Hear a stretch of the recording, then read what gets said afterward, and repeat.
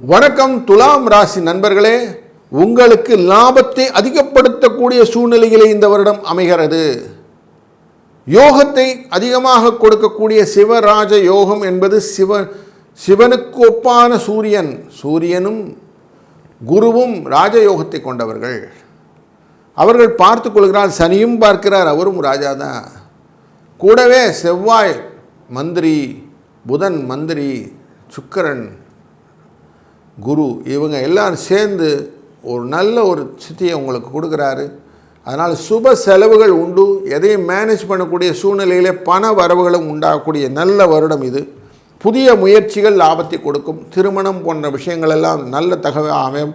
கடன் சுமை குறைவதற்கான வாய்ப்பு, படிப்பிலே நல்ல முன்னேற்றம், கவலைகள் குறைந்து, சண்டைகள் ஒழிந்து, வம்புகள் குறைந்து, ஓரளவுக்கு நிம்மதியாக இருக்கக்கூடிய சூழ்நிலையை உங்களுக்கு நீங்களே ஏற்படுத்தி கொள்ளக்கூடிய அந்த காலகட்டங்களெல்லாம் அமைத்து கொடுக்கக்கூடியதாக கிரக நிலைகள் அமைந்திருக்கிறதுனால் இந்த வருடம் உங்களுக்கு சிறப்பான வருடமாக அமையட்டும்.